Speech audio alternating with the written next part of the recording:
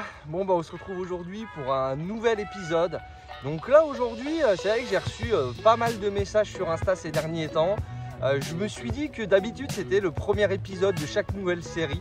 Et là je me suis dit bah tiens je vais vous faire un petit épisode pour vous présenter justement un peu la perche, sa manipulation, quelques conseils également pour la décrocher.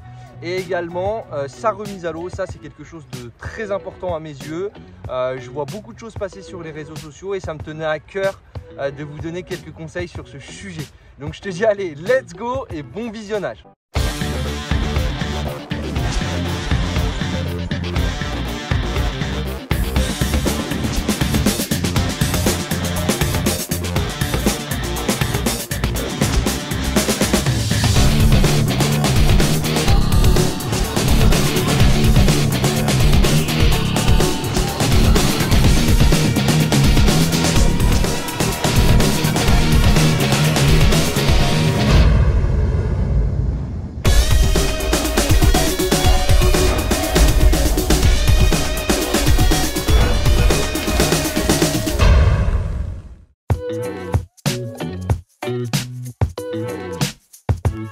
Bon bah les gars, je vous ai préparé donc quelques images sur la perche. J'ai fait quelques recherches sur ce poisson, un petit peu sur le côté scientifique. Et là je vous ai synthétisé un petit peu tout ça. Donc je vais te laisser découvrir ces images et je te souhaite un bon visionnage et je te reprends juste après.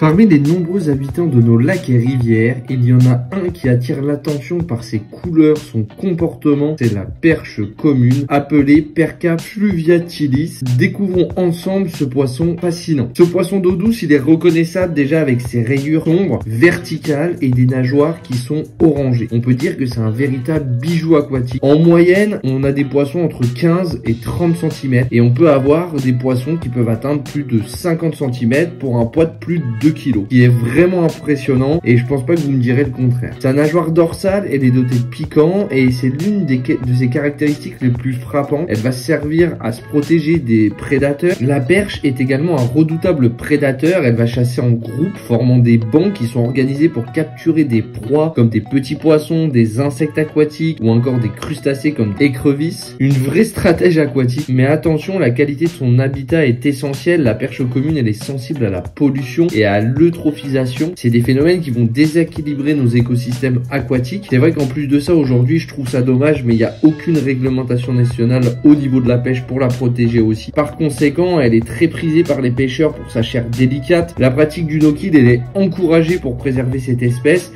et justement permettre de faire grossir les poissons, avoir beaucoup plus de poissons de 40 et les faire découvrir à d'autres générations de pêcheurs. Aujourd'hui, elle joue un rôle vraiment très important dans nos écosystèmes. C'est bien plus qu'un simple poisson. Elle est une ambassadrice de la santé de nos cours d'eau. On va prendre soin de son habitat pour qu'elle continue à briller sur nos eaux. Bon bah les gars, j'espère que ces quelques images elles vous auront plu. Moi ça m'a fait plaisir de tourner ces images là pour vous. C'est surtout un poisson moi que j'adore à titre personnel. C'est mon logo, c'est pas pour rien. Donc maintenant la perche, donc voilà donc ce qu'on appelle une perche commune, appelée aussi perchot au Canada. Donc ça c'est un poisson honnêtement qui est assez présent dans nos rivières, sans difficulté vous pouvez le trouver. Avec plein de pêches, hein. Ça peut être des pêches aux poissons nageurs à la cuillère en été, ça peut être des pêches au leurre souple en automne, en hiver. Donc ça c'est vraiment un poisson qui est super intéressant. Vous pouvez aussi le toucher aux appâts naturels, au verre, etc. Donc c'est quelque chose que j'aime beaucoup. C'est vrai que la perche, donc voilà, hein, c'est assez typique de l'automne. On voit qu'elle est bien orangée, limite du blanc. Alors au plus vous allez aller vers l'hiver, au plus ça va être blanchot les écailles. Ensuite vous avez effectivement les striures. Alors ça dépend de chaque poisson, mais elles sont bien noires avec un coloris vert. Du coup ce qu'il faut faire attention sur la manipulation, c'est deux choses. C'est effectivement elle est très coopérative ici. Donc vous avez des pics là. Et puis pareil au niveau de l'opercule, donc vous avez juste ici quelque chose qui fait très mal au doigt. Alors vous n'allez pas vous trancher la main, vous allez pas, mais ça pince, ça pique et ça peut en tout cas causer quelques petites blessures. Pour vous donner un aperçu des blessures que vous pouvez avoir, donc là c'est une perche, elle m'a transpercé le doigt, on peut voir que c'est C'est pas très grave, hein, mais c'est vrai que là sur le même doigt, je suis tranché, je sais pas si vous allez bien le voir, mais une première fois ici, je suis tranché là. C'est vrai que là je me suis tranché là, là. Donc voilà, c'est pas quelque chose qui va vous faire saigner ou vous allez avoir mal. Mais dans l'idée, faites attention à vos doigts.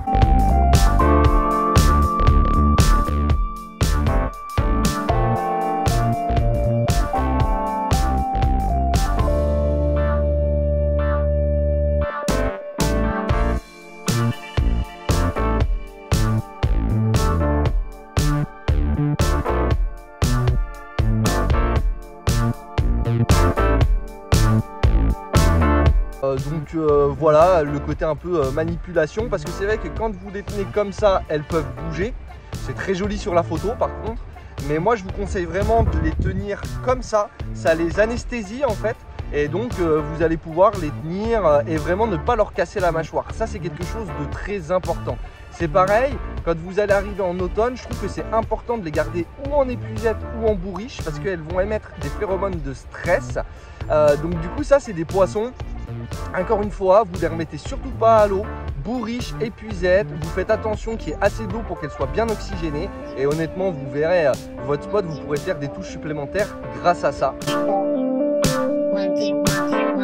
Après c'est vrai que moi personnellement, comme je vous disais pour les photos, je vais vous montrer, soit je peux me mettre comme ça, alors bien sûr hein, faites attention à vos doigts, là c'est pas très beau mes doigts, mais on se met ou comme ça, ou alors si vraiment vous voulez, on peut la rabattre, on rabat comme ça, on prend avec le cul et on met comme ça.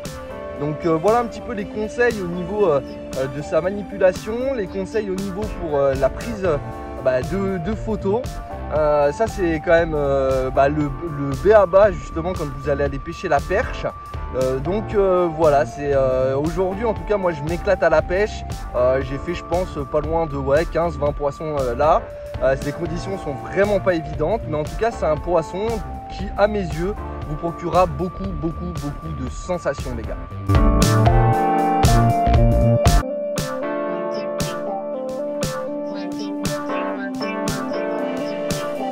Les gars, ça y est, c'est la fin de cet épisode, donc j'espère que ça t'aura permis de comprendre un petit peu plus comment on manipule, comment on décroche, comment on prend des photos, et puis surtout comprendre un petit peu le comportement justement des perches, savoir un petit peu comment elles sont arrivées ici.